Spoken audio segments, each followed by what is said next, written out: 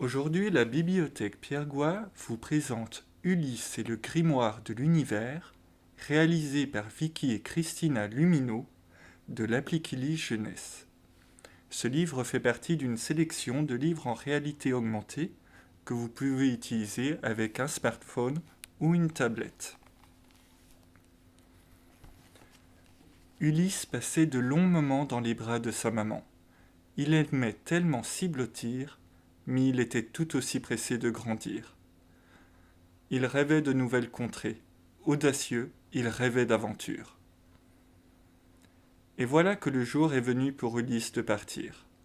Il empile habits, gants, vieux jouets, de quoi lire. Son père le regarde, Ulysse boucle ses bagages. Mon fils, reviens nous voir avec ta famille. Sa sœur, émue, lui tend quelques myrtilles. Ulysse est déjà loin, il pense au voyage. Il est prêt à partir, il a le cœur serré. Il promet de revenir. Il est enfin à la lisière du bois. Il hésite. Va-t-il la franchir ? Il réalise qu'il les quitte. Son cœur est empli de sourires, de tous ses souvenirs. Devant lui, la forêt, où il a toujours voulu courir. Il a hâte de la découvrir. En vrai héros, il rêve d'une mission secrète à accomplir. Mais laquelle ? Quel chemin choisir ? Il imagine de nouveaux amis, des fous rires.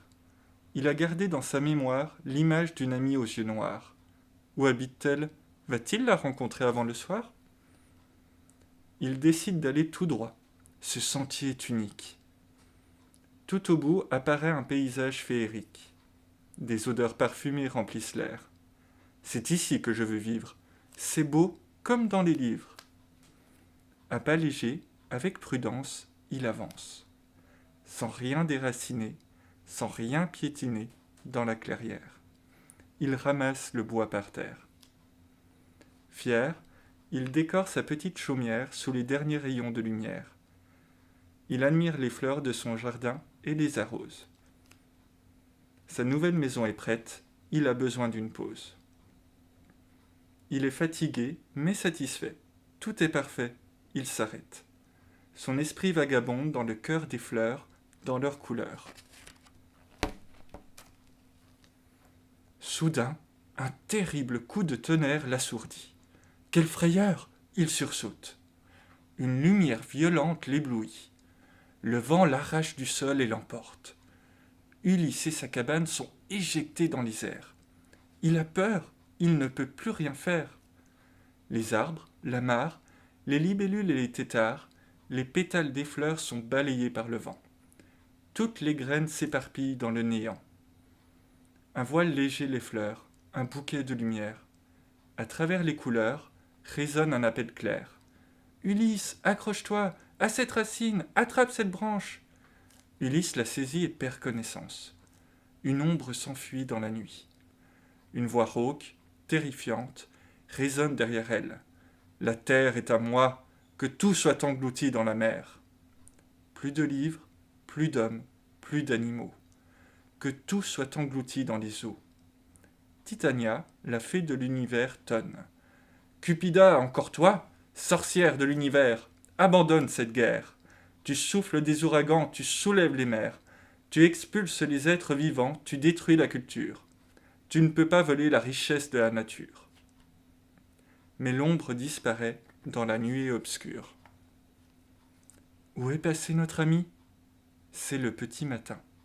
Accroché sur une branche, un peu étourdi, Ulysse se réveille mais ne se rappelle de rien. Où est-il ? Était-ce un cauchemar ? Pourtant, tout se trouve toujours autour de lui. Son arbre, sa mare. Le petit monde de l'étang s'affaire. Des libellules virevoltent dans l'air. Ulysse, le jeune panda, a tout pour être heureux. Tout ? Ulysse fait quelques pas.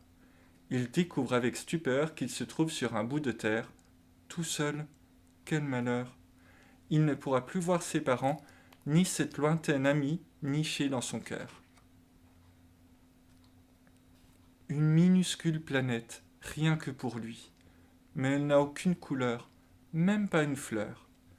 Il grimpe sur sa cabane à pilotis et y trace toutes sortes de graffitis. il est fier. Ses gravures sont plutôt jolies. Son logis est tout fleuri, mais aucun parfum. Et pourtant des fleurs, il y en a en grand nombre, mais leurs couleurs sont trop sombres. Sur les troncs verts, pas un seul papillon. De tristes formes sculptées, beige ou bien marron. Déçu, Ulysse rêve, il pense. Sans appétit, il masticote, et tristounet chuchote. Du verre, du verre, du verre, que du verre. Dans l'instant, il entend une belle mélodie. Il lève la tête, surpris. Une pluie de rayons chatoyants tombe sur lui. Il est saisi, c'est inattendu. Ranimé, il reprend courage et profite de ce moment imprévu. Titania, je t'implore, j'aimerais tant un peu de gaieté, de belles couleurs, juste quelques fleurs. Des coquelicots rouge-feu, une brassée de boutons d'or, 2-3 iris violets ou bien des passiflores. Bonjour Ulysse, bonjour, je viens à ton secours, je vais t'aider. La sorcière de l'univers t'a jeté un terrible sort, mais il faut rester très fort.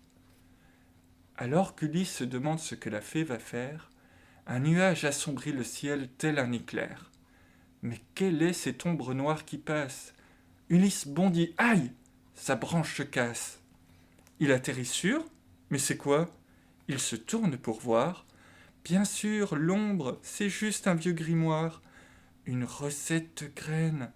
C'est inespéré, c'est une aubaine. Quel hasard! Mais comment trouver des ingrédients si rares? Ça y est, c'est décidé. Ulysse part à l'aventure. Il doit construire une vraie fusée. Mais c'est tellement dur. Il fait des essais, des esquisses.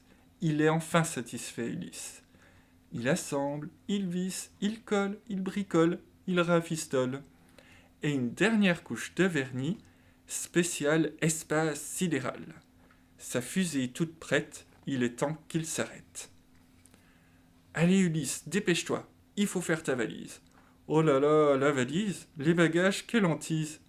Il étale ses affaires, mais que prendre? Tout est par terre. Quel bric-à-brac. Au boulot, du tac au tac. Mon clavecin, mes patins, mon grille-pain, un peu de pain, mon pyjama en satin, un moulin à cumin, mon coussin, mon ange gardien, tous mes dessins, du shampoing, ou bien rien. Pour découvrir la suite de l'histoire, je vous invite à le réserver et à l'emprunter à la bibliothèque Pierre Gouat.